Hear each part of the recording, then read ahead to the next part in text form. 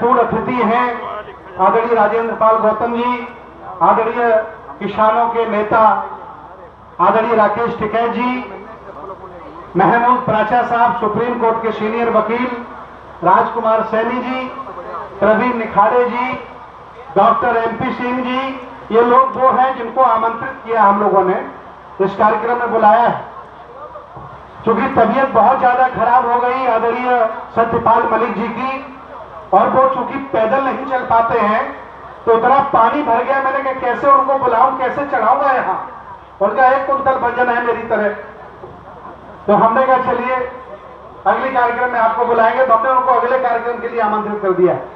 मैं चाहता हूं हमारे बीच में 5 मिनट का समय लेकर के अपनी बात रखेंगे। संविधान, शुक्रिया आप सब लोगों का जो मंच पर है, और बहुत बहुत शुक्रिया जो महासम्मानित हमारे देश के संविधानवादी लोग मंच के नीचे हैं। उन्हीं से इस सभा की रौनक है। सभा में ये नहीं देखा जाता है कि मंच पर कितने लोग हैं, देखा जाता है कि मंच के सामने कितने लोग हैं। तो आप सब लोगों को जय भीम, जय संविधान। पेशे से पत्रकार हूं, लेकिन इस देश में सबको बोलने की आजादी है। मैं 2 ही बातें कहना चाहता हूं, टाइम बहुत कम है और बोलता भी इतना ही हूं। बंदे जी को घबराने की जरूरत नहीं है। अगर इस देश में संविधान नहीं होता तो यकीन मानिए हमारे शरीर पर कपड़ा नहीं होता, यकीन मानिए हमारे सर पर छत नहीं होता, और यकीन मानिए आज के हालत में जब संविधान है तब इस देश में कोई हमारे भाई के शरीर पर पेशाब कर देता है, कोई घेर के मारता है, जो कि हम संविधान के तौर पे एकजुट नहीं हो पाए हैं। कब तक बर्दाश्त करेंगे हम? हमारे बाप दादाओं का देश, सड़कें हम बनाते हैं, बिल्डिंगें हम बनाते हैं, अनाज हम उपजाते हैं। इस देश में मंदिर, मस्जिद, गुरुद्वारा, गिरजाघर भी हम बनाते हैं, लेकिन हमारे साथ 2 दर्जे का व्यवहार होता है। क्या हम 2 दर्जे के नागरिक हैं? और इसकी वजह है कि इस देश का किसान, इस देश का मजदूर, इस देश का बहुजन समाज, इस देश का किसान, Jat, Gurjar, Patel, Maratha, SC, ST, OBC, अल्पसंख्यक समाज और गरीब तबका, उसका बेटा सिर्फ मजदूरी करते रह गया है। उसको साजिश के तहत स्कूल कॉलेज नहीं जाने दिया गया है। आपको संविधान का अधिकार तभी पता चलेगा जब आप स्कूल कॉलेज जाएंगे, और तभी आप ठहरेंगे।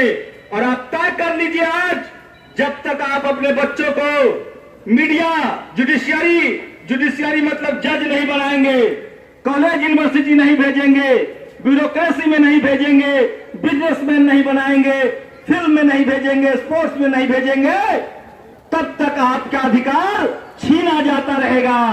और इस सब अधिकारों को पाने का एक ही रास्ता है, वोट का रास्ता।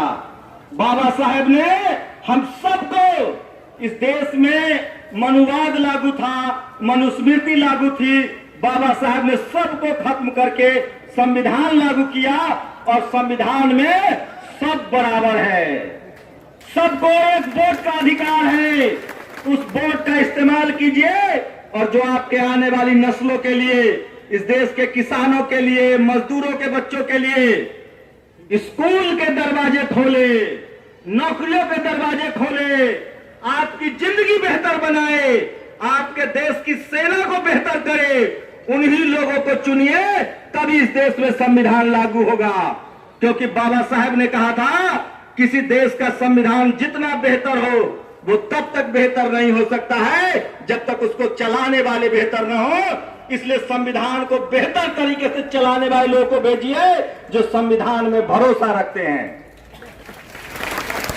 और यकीन मानिए 21वीं सदी का दौर है, विज्ञान है, सबके हाथ में मोबाइल है, कोई किस्मत बदलने नहीं आएगा, कोई गरीबी दूर करने नहीं आएगा। हमारे जैसे लोग जो भाषण दे रहे हैं वो भी आपकी समस्या का दूर नहीं करेंगे। वो दूर करेगा आपका संविधान और उस संविधान से मिले आपकी ताकत। और उसके लिए जरूरी है कि स्कूल कॉलेज की तरफ बढ़िए। इस देश की सेना, इस देश के जवान, इस देश के किसान, इस देश के मजदूर और इस देश के मेहनत कश लोगों को हाथ मजबूत कीजिए। और जाते जाते एक बात और कह रहा हूं, 5 मिनट होने वाला होगा। इस देश में सबसे ज्यादा वही राज करता है जिसको मुंह चलाना आता है, लंबी लंबी बातें करना जानता है। इसलिए कह रहा हूं, बोलना सीखिए, लिखना सीखिए, पढ़ना सीखिए। और बहुजन समाज, किसान, SC, ST, OBC, मजदूर, गरीब, जब तक उसके बच्चे बोलना नहीं सीखेंगे, लिखना नहीं सीखेंगे, तब तक आपको न्याय नहीं मिलेगा। देखा आपने मीडिया की ताकत?